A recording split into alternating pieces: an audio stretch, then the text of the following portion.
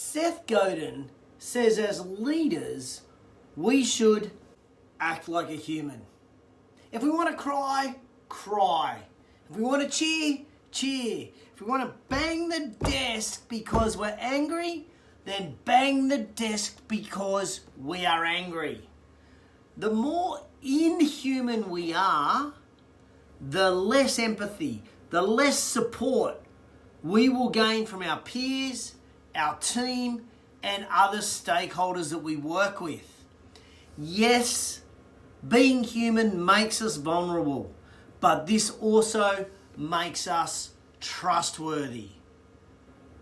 In JT in the Raw this week, I'm going to share 3 tips that I heard this week from Seth Godin.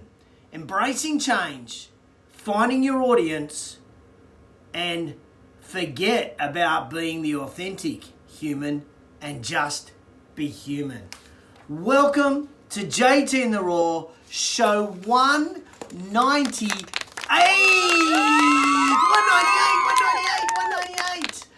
How the hell are you? How's your week been? JT in the Raw comes to you live every single week where I chew the thin on business, and after 31 years in business, I have just a few thins to chew. I hope everybody is doing terrific under the circumstances of this crazy ass world that we're now living in. Oh my goodness, are we open? Are we closed? Are we staying home? Can we see people? What is going on? What sort of world do we live in when gyms are closed but brothels are open? Does that make any sense to anybody? Fair income. Welcome to JT in the Raw, show 198. And today, just a few thoughts that I learned this week when listening to an interview with Seth Godin. It really fascinated me. It really inspired me for today's show to share with you these thoughts. So one of the first things that Godin said was this: to succeed, and I'm quoting, to succeed in a fast-moving and unpredictable world, translated to crazy ass world, you can't be too attached to old ways of doing things, whether that's one marketing tactic or an entire business model, or to your existing vision for the future. That's what Godin says. Let me say that again. You can't be too attached to the old ways of doing things, your marketing tactics, your entire business model, or even your existing vision for the future. Things have changed, times have changed, and we must change with them. A classic example that he gives is the massive organization that we call Yahoo. He says, when the .com boom and then bubble burst, Dwayne, good morning. Amanda Brax, good morning. Internet companies that continue to succeed were ones like Google. They kind of did all right, where they took a step backwards and developed a brand new, something different, some sort of new niche. It looked a little bit different, whereas Yahoo and several others simply chased the short-term boost, but then struggled long-term. We know the story.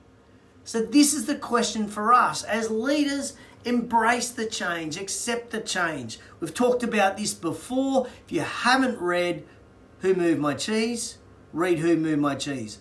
So this is the crazy thing, the crazy ass world that we live in. Let's not hold on to some of the old ways of doing things. We have to adapt, we have to change. And when we are facing some of these hard choices that we have to make it your goal as the leader to be resilient. Make it your goal as the leader to be flexible. Make it your goal as the leader to withstand this crisis. Be resilient, be flexible, and withstand this crazy ass world that we may live in. Now this may mean making some hard decisions in your business. It may mean that you've got to look at closing. It may mean you have to getting rid of some of your team members. It may mean you have to stop offering products that are no longer profitable. Here to me was the most telling phrase of what Seth Godin's interview was. As a leader, you must be prepared to forgive yourself if you can't save every part of your business. As a leader, you must be able to forgive yourself if you can't save every part of your business. If you love that quote, it's not mine, it's Seth Godin's. Hit me with a love heart now if you're watching live or on replay. You must forgive yourself if you cannot save every part of your business. That is our role as a leader. Point number 2 that he discussed. Thanks, Lindsay, for that love heart. Colette, I saw yours pop up as well. All right. Find your audience. Now, I love this. We must make sure we are providing the right product and the right service at the right time for the right people. How awesome is that? We have to have the right product or service at the right time for the right people. Now, this is what Godin says, and I love this quote. You just need to find a few people.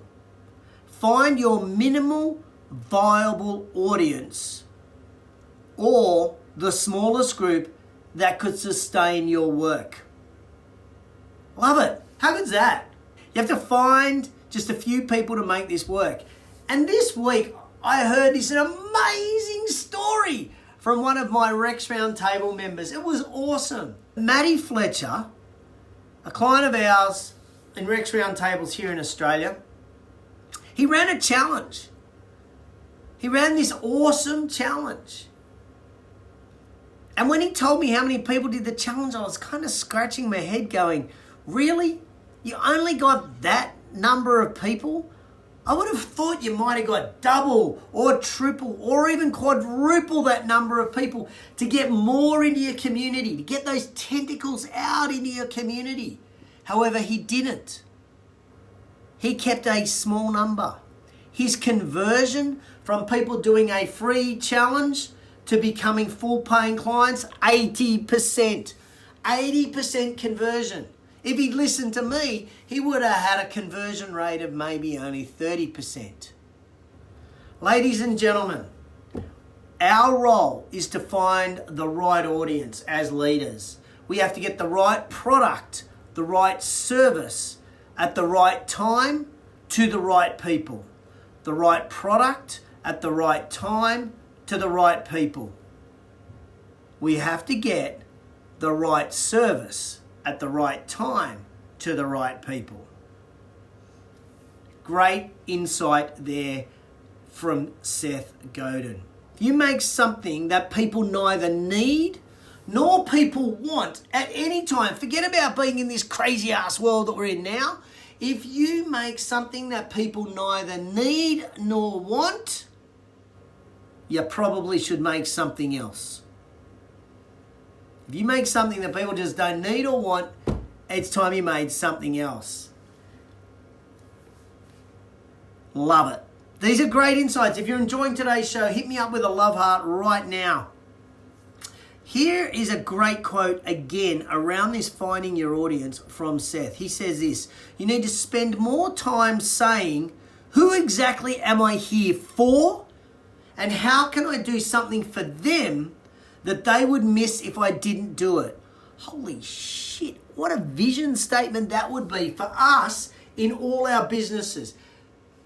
We need to spend more time thinking and then coming up with the answer to, who exactly am I here for? How can I do something for them that they would miss if I didn't do it? Ladies and gentlemen, let me say that again. Who exactly am I here for?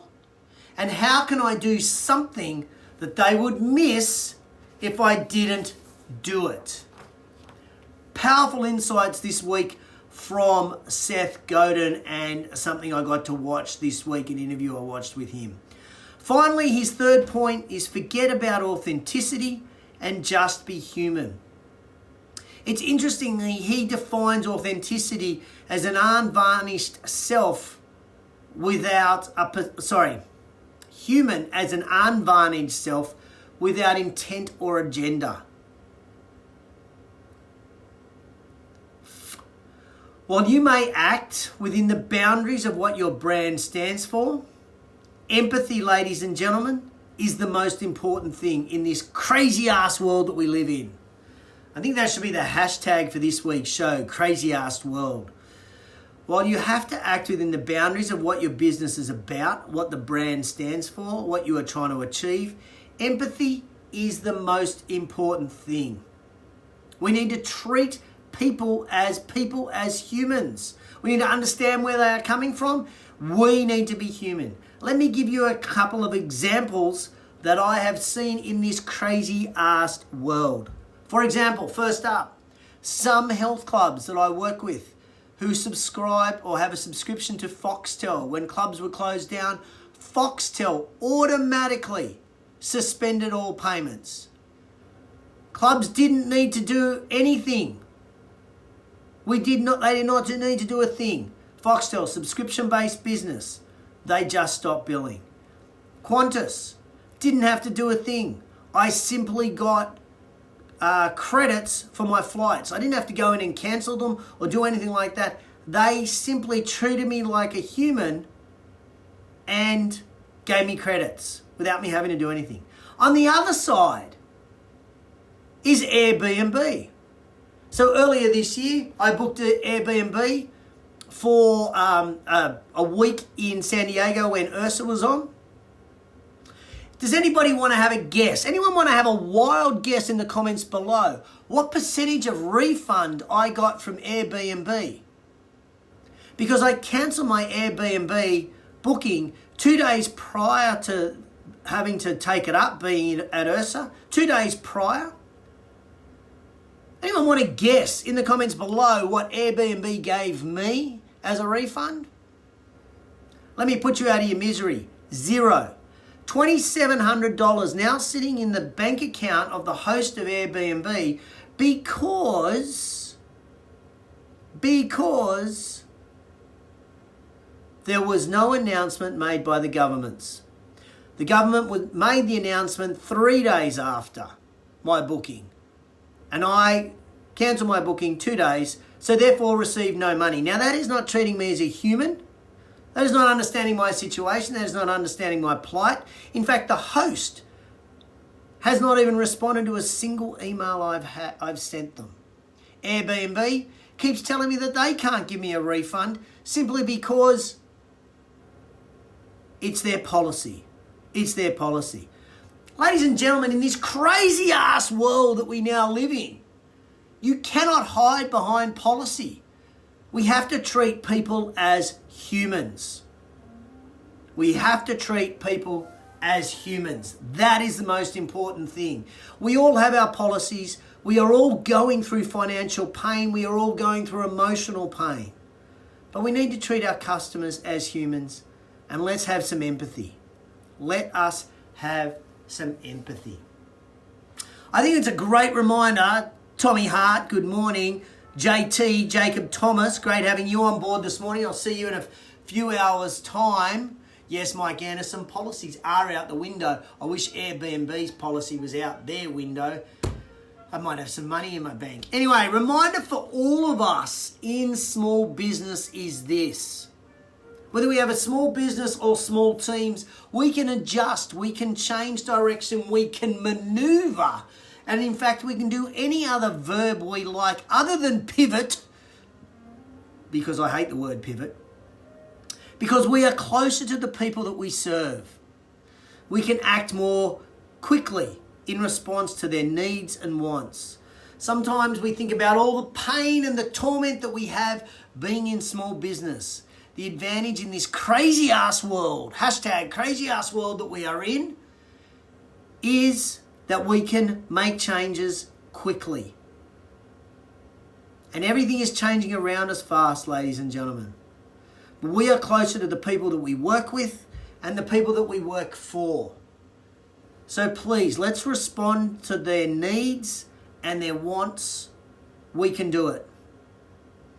If you've enjoyed JT and the Raw's version of an interview that I saw this week with Seth Godin, please tag anybody in the comments that you know that could get value out of this show. The 3 areas we talked about is having empathy with your customer. Let's be human and let's treat people like humans. We talked about finding your audience. It can be a small audience. It doesn't have to be a big audience.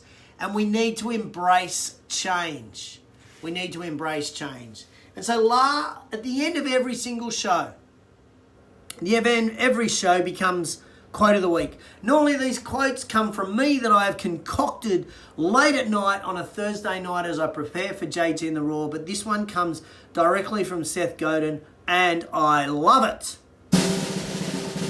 Here it is.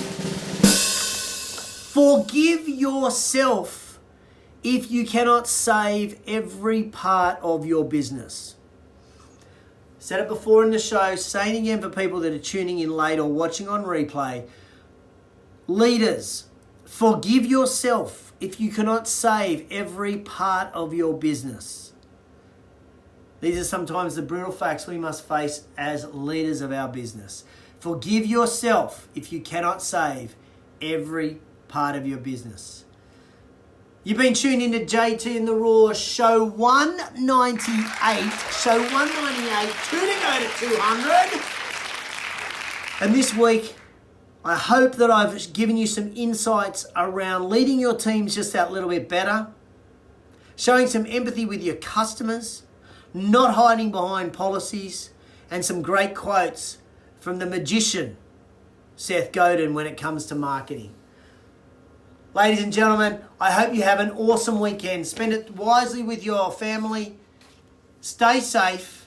Wash your hands. Christine, I'll talk to you on Monday. And everybody, I'll catch you on the flip side.